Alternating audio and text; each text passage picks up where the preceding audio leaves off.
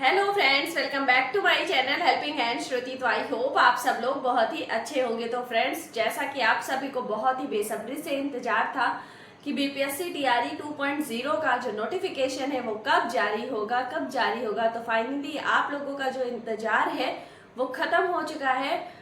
मैंने एक वीडियो डाला था जो बीपीएससी के हमारे चेयरमैन जी हैं अतुल प्रसाद जी, उन्होंने प्रेस कॉन्फ्रेंस में बीपीएससी टीआरई 2.0 के बारे में जो इन्फॉर्मेशन दी थी मैंने आप लोगों के साथ शेयर की थी, बट कुछ लोगों को उसमें समस्याएं हो रही थी। तो मैंने सोचा क्यों ना मैं एक वीडियो के माध्यम से आप लोगों के जितने भी डाउट हैं वो सारे डाउट जो है वो क्लियर कर दूं।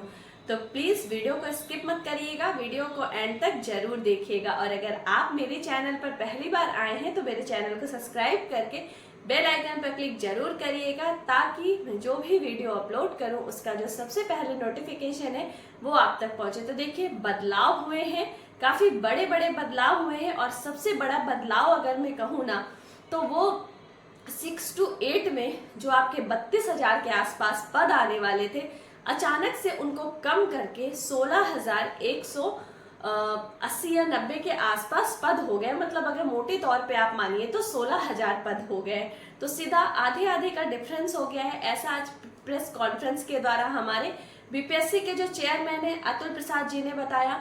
दूसरा जो सबसे बड़ा चेंज हुआ है वो ये देखने के लिए मिला है कि पहले जो आप लोगों को बीपीएससी टीआरई 1 में 2 दिन बिहार में स्टे करना पड़ा था। आपका जो पेपर था वो 2 दिन हुआ था, बट उससे अभ्यर्थियों को काफी ज्यादा समस्याएं हुई थी। तो इस बार ऐसा नहीं होगा, आपका जो पेपर अब एक ही पेपर होगा। मींस जो लैंग्वेज का 100 मार्क्स का पेपर अलग होता था ना, क्वालिफाइंग नेचर वाला, अब वो 100 की जगह केवल 30 मार्क्स का होगा। और उस 30 में से अगर आप 9 नंबर ले आते हैं तो फिर आपका वो एग्जाम क्वालिफाई होगा। तब आपका जो दूसरा मतलब 120 मार्क्स का जो पोर्शन होगा सामान्य अध्ययन वाला वो चेक होगा। अब जो ये 30 क्वेश्चन होंगे लैंग्वेज के, तो उसमें आपके 22 क्वेश्चन हिंदी के होंगे और 8 क्वेश्चन आपके इंग्लिश के होंगे। आपको 30 में से 9 नंबर लेकर आने हैं, फिर आप चाहे इंग्लिश सॉल्व करके लेकर आइए या हिंदी सॉल्व करके लेके आइए, पर आपको 9 नंबर लाने ही लाने हैं। तो एक ये पॉइंट था जो चेंज हुआ है, क्योंकि पेपर अब आपका एक ही होगा। इसके बाद जो एक और बाकी 40 नंबर का आपका सामान्य अध्ययन आएगा और 80 नंबर का जो आपका लैंग्वेज होगा आपसे उससे क्वेश्चन पूछे जाएंगे।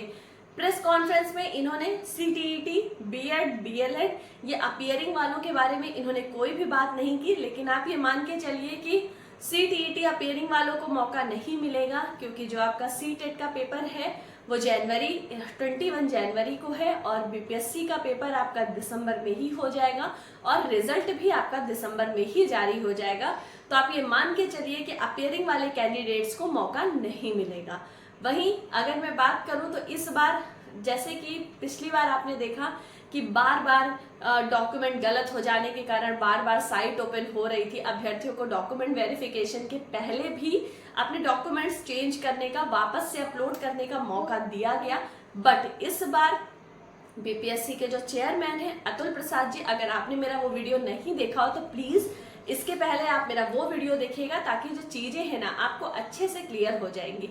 तो बीपीएससी के जो चेयरमैन है अतुल प्रसाद जी, इन्होंने प्रेस कॉन्फ्रेंस के द्वारा सीधा सीधा कहा है कि इस बार हम डॉक्यूमेंट वेरिफिकेशन के समय या फिर फॉर्म की लास्ट डेट बीत जाने के बाद कोई भी मौका नहीं देंगे किसी प्रकार के डॉक्यूमेंट्स में सुधार करने के लिए या फॉर्म में सुधार करने के लिए। इसलिए इन्होंने 2 तरीके से इस बार फॉर्म फिल होगा। 5 तारीख से 14 तारीख तक आपका निबंधन वाला फॉर्म फिल होगा। मींस आप उसमें अपना पेमेंट कर दीजिए और उसके बाद से 24 तारीख तक आप अपने डॉक्यूमेंट्स वगैरह अपलोड कर सकते हैं। बीपीएससी के चेयरमैन जी ने एक बात सीधी सीधी कही हुई है कि अगर आपका फॉर्म फिल करने में कुछ भी गलत हो जाता है तो आपको तुरंत से दूसरा फॉर्म फिल कर लेना है, क्योंकि अगर आप गलत आपने जो फॉर्म फिल किया है उसके बेसिस पे आप पेपर देने जाते हैं तो बाद में वो ऐसा कुछ नहीं सुनेंगे कि साइबर कैफे वाले की गलती की वजह से ये गलत हो गया था फॉर्म या फिर कुछ और, क्योंकि अब वो दोबारा मौका नहीं देंगे। क्योंकि बीपीएससी टीआरई 1 में ऐसी बहुत सी परेशानियां सामने आई, इस वजह से उन्होंने ऐसा इस बार पहले ही प्रेस कॉन्फ्रेंस के माध्यम से कह दिया है।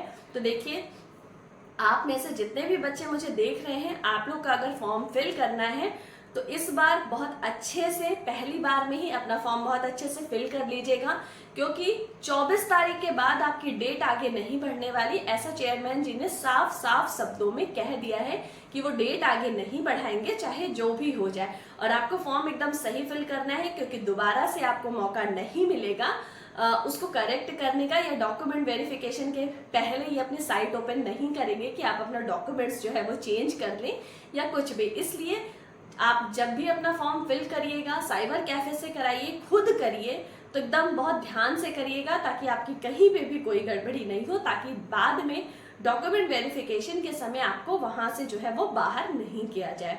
तो फ्रेंड्स, ये भी एक बदलाव था कि अब आपको मतलब चेंज करने का मौका नहीं मिलेगा। अभ्यर्थियों की जो सीटें कम हो गई हैं 6 to 8 में, उससे अभ्यर्थी काफी ज्यादा परेशान है कि सीटें अचानक से केवल 16,000 हो गई हैं। वहीं अगर 9 से 10 और 11 से 12 की बात करूं तो इसमें उतनी ही सीटें 18,000 के आसपास जो भर्ती आने वाली थी उतने ही पदों पर आ रही है। और कुछ अन्य पिछड़ा वर्ग, जैसा कि कल मैंने एक वीडियो के माध्यम से आप लोग को बताया था कि पिछड़ा वर्ग में भी कुछ 3500 के आसपास भर्ती आएंगी, तो वो भी आपका इसी में ऐड करके आएंगी। तो ये छोटी छोटी सी जानकारियां थी। अभी इन्होंने सीधा सीधा क्लियर किया है कि नेगेटिव मार्किंग पिछली बार के पेपर में भी नहीं थी, तो इस बार के भी पेपर में आपकी जो नेगेटिव मार्किंग है वो देखने के लिए नहीं मिलने वाली है। वहीं अगर मैं बात करूं तो एग्जाम डेट की, तो देखिए पहले इन्होंने एग्जाम डेट जो बताया था कि 7 से 10 दिसंबर के बीच में आपका एग्जाम होगा, बट आज की प्रेस कॉन्फ्रेंस में इन्होंने एग्जाम डेट के बारे में कुछ भी नहीं कहा। तो मे बी एग्जाम डेट कुछ आगे बढ़ जाए या इसी डेट पर हो, अभी इसके बारे में कोई क्लियर जो जानकारी है वो नहीं है। अदर स्टेट के कैंडिडेट बिल्कुल फॉर्म फिल कर सकते हैं। फॉर्म आप ऑल इंडिया है, आप कहीं से भी फॉर्म फिल कर सकते हैं। बस आपके पास अगर 6 to 8 का फॉर्म फिल कर रहे हैं तो CTET होना चाहिए पेपर 2, और अगर आप 9 से 10 का कर रहे हैं तो एस्टेट पेपर 1 होना चाहिए, और अगर आप 11 से 12 का कर रहे हैं तो आपके पास एस्टेट पेपर 2 का सर्टिफिकेट होना चाहिए। तो फ्रेंड्स, ये छोटी छोटी जानकारियां थी जो मुझे देनी थी कि कैसे क्या क्या जो है छोटे छोटे सही पर बदलाव तो हुए हैं, तो ये मुझे आपको इस वीडियो के माध्यम से बताना था। तो अगर आपको मेरा वीडियो अच्छा लगा हो, हेल्पफुल लगा हो, तो प्लीज एक लाइक जरूर करिएगा, और अगर मेरे चैनल पर पहली बार आए हैं तो मेरे चैनल को सब्सक्राइब करके बेल आइकन पर क्लिक जरूर करिएगा, ताकि मैं जो भी वीडियो अपलोड करूं उसका जो सबसे पहले नोटिफिकेशन है वो आप तक पहुंचे। तो थैंक्स ऑल फॉर वॉचिंग।